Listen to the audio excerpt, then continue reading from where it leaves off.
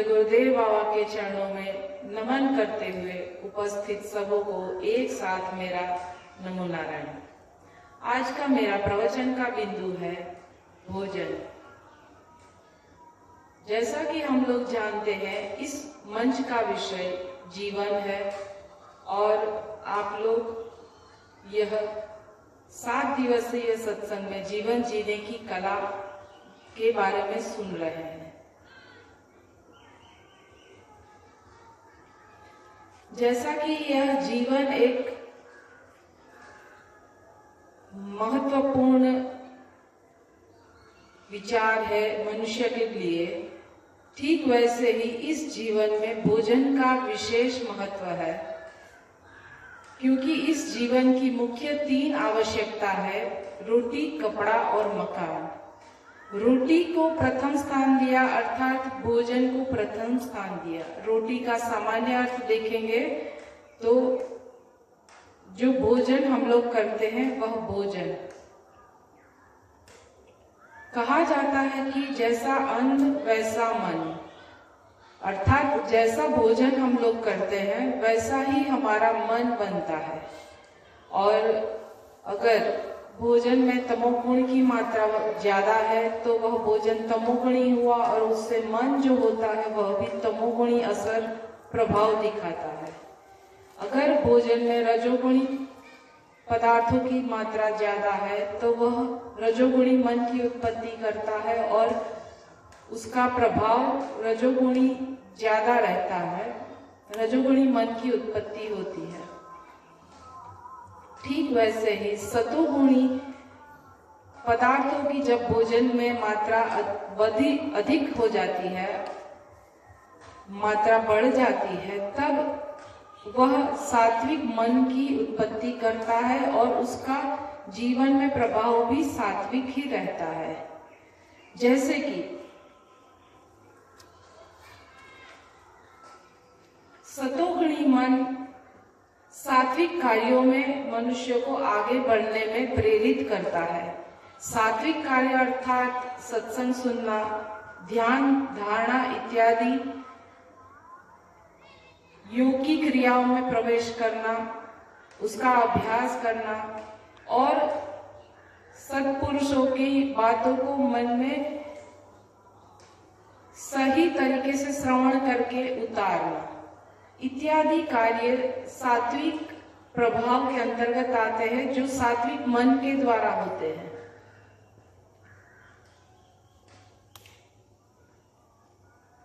रजोगुणी मन जब उत्पन्न होता है तब ज्यादातर वह चंचलता मन में लाता है और कोई भी कार्य आपको सही तरीके से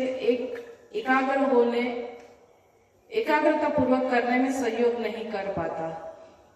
तो रजोगुणी मन व्यक्ति के मन में चंचलता लाता है। जब तमोगुणी अन्न खाने से तमोगुणी मन बनता है तो वह जीवन में इस प्रकार प्रभाव करता है कि मनुष्य प्रमाद, निद्रा, आलस इत्यादि का ग्रसित हो जाता है और उसके जीवन में उसी का प्रभुत्व रहता है। उसका मन ज्यादातर प्रमाद, मोह इत्यादि बातों से घिरा रहता है और उसको सात्विक कार्यों में रुचि नहीं रहती, सत्संग आदि में रुचि नहीं रहती।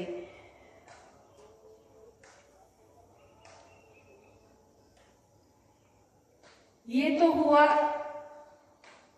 भोजन का सामान्य अर्थ और उसका सामान्य प्रभाव। इसीलिए परम पूज्य गुरुदेव जी प्रशांत गुरु बाबा उपदेश खंड 2 में 5वें उपदेश में कहते हैं, सात्विक भोजन, शुद्ध हवा और आसन प्राणायाम ही स्वास्थ्य है।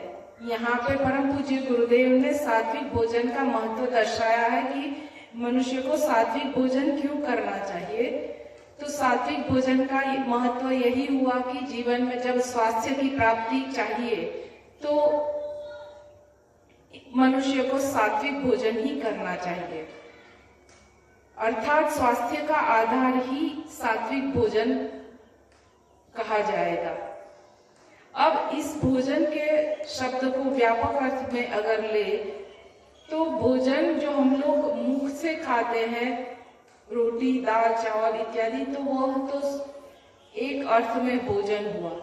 लेकिन भोजन का अगर व्यापक अर्थ देखें तो उपदेश खंड 5 के 9वें उपदेश में प्रशांत गुरु बाबा निर्देश करते हैं कि ज्ञानामृत जीवन है, भोजन है, अर्थात ज्ञानामृत ही भोजन है। जो भी ज्ञानेंद्रिय है हमारे शरीर में और उस ज्ञानेंद्रियों के द्वारा जो भी ज्ञान ग्रहण करते हैं वह सब एक रूप से देखा जाए तो इस मनुष्य, इस जीव के लिए भोजन ही है, भोजन के समान ही है। अर्थात आंख के द्वारा जो भी दृश्य हम लोग देखते हैं, कान के द्वारा जो भी शब्द हम लोग सुनते हैं, घ्राणेन्द्रिय के द्वारा जो भी गंध, सुगंध हम लोग ग्रहण करते हैं, त्वचा के द्वारा जो भी स्पर्श अनुकूल प्रतिकूल हम लोग ग्रहण करते हैं और मुख के द्वारा जो भी हम भोजन करते हैं, ये पांचों ज्ञानेंद्रिय हुई। और इस पांचों ज्ञानेंद्रियों के द्वारा किसी न किसी रूप में अर्थात पांचों विषय के रूप में भोजन हम लोग ग्रहण कर रहे हैं। और यह हमारे स्थूल शरीर को ही नहीं किंतु सूक्ष्म शरीर को भी प्रभावित करता है और कारण शरीर को भी प्रभावित करता है। इसीलिए इसको व्यापक अर्थ में देखेंगे तो भोजन का व्यापक अर्थ देखेंगे तो स्वास्थ्य के रूप में यह तीनों शरीर को असर करता है, प्रभावित करता है।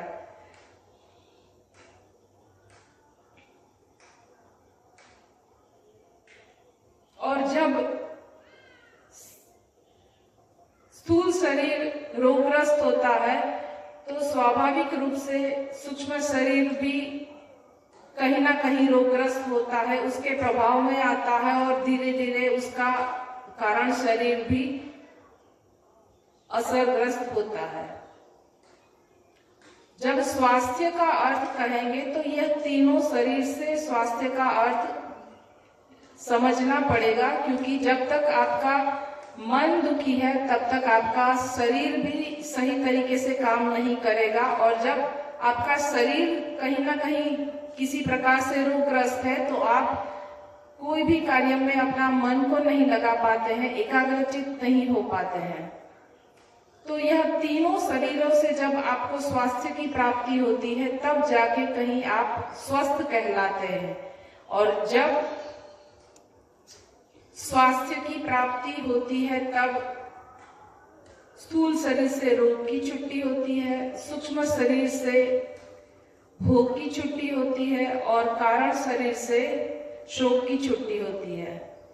इस प्रकार अगर जब सात्विक भोजन करते हैं तो न केवल स्थूल शरीर बल्कि सूक्ष्म शरीर और कारण शरीर को भी इसका प्रभाव मिलता है।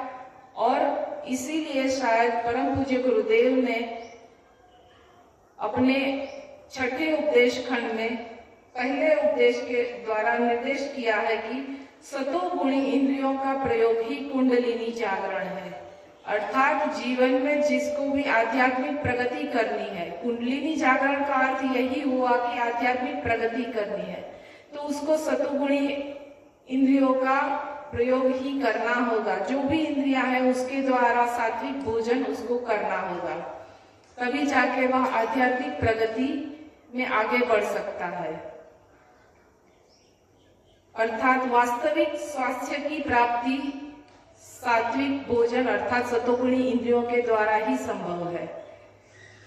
इस प्रकार भोजन एक महत्वपूर्ण जीवन का हिस्सा बनता है। यह तो उसका एक स्वरूप देखा। अगर दर्शन की भाषा में देखें तो कहा जाता है, हमारे शास्त्रों में भी लिखा है और परम पूज्य गुरुदेव की वाणी से भी हम लोगों ने सुना है कि यह जीव जो है वह प्रकृति से जुड़ा हुआ है। अर्थात सांख्य दर्शन के अनुसार परम पूज्य गुरुदेव कहते हैं कि यह मूल प्रकृति व त्रिगुण की साम्यावस्था है।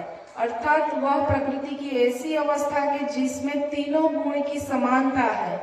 सत्वगुण, रजोगुण और तमोगुण तीनों गुण बराबर है। पर जब इसमें विकार उत्पन्न होता है, अर्थात रजोगुण और तमोगुण की मात्रा बढ़ती है और किसी न किसी प्रकार से तीनों में असंतुलन आता है, तब जाके एक के बाद एक उसमें विषम परिणाम आते हैं और हमारे एकादश इंद्रियां, मन और जो स्थूल पंच महाभूत है वह दोनों ही इस प्रकृति अर्थात त्रिगुण की जो साम्यावस्था है उसके विषम परिणाम है। अर्थात उसमें त्रिगुण की साम्यावस्था नहीं है, सतोगुण का प्रभाव नहीं है, तमोगुण और रजोगुण का ही प्रभाव ज्यादा है। तो जब प्रकृति के द्वारा यह विषम परिणाम होते होते उसमें स्वभावगत ही रजोगुण और तमोगुण की मात्रा बढ़ी है और उसमें जब हम सात्विक भोजन न खा करके रजोगुणी और तमोगुणी भोजन खाते हैं, तब स्वभाव से ही उसमें सतोगुण की मात्रा कम हो जाती है। और जब वास्तविक स्वरूप की ओर मनुष्य को आगे बढ़ना है तो उसको अपना स्वभाव सतोगुणी करना पड़ेगा। तो उस रजोगुणी और तमोगुणी का जो प्रभाव है उसको कम ऐसे ही कर सकता है कि जब वह अपने सतोगुणी प्रभाव को बढ़ाए, अर्थात इंद्रियों के द्वारा सात्विक भोजन ग्रहण करे, इंद्रियों को सात्विक बनाए, तब जाके उसमें सतोगुण का प्रभाव बढ़ेगा और धीरे धीरे वह अपने प्रकृति के मूल स्वरूप की ओर पहुंचेगा। जब प्रकृति को जान लेगा तब स्वतः ही वह ब्रह्म को जान लेगा, ऐसा परम पूज्य गुरुदेव कहते हैं। तो जब वह ब्रह्म को जान लेगा तो अपना स्वरूप भी पा लेगा। तो इस प्रकार अगर भोजन का दर्शन की प्रणाली से भी देख लेंगे तो सतोगुणी भोजन ही मनुष्य के लिए हितकारी है। खाली स्वास्थ्य के लिए नहीं, लेकिन जब मनुष्य को अपना जीवन का परम लक्ष्य प्राप्त करना है उसके लिए भी मनुष्य को सात्विक भोजन ही करना चाहिए, यही लाभकारी है। यहीं पे मैं अपनी वाणी को विराम देती हूँ। परम पूज्य गुरुदेव बाबा के चरणों में नमन करते हुए उपस्थित सबों को एक साथ मेरा नमो नारायण।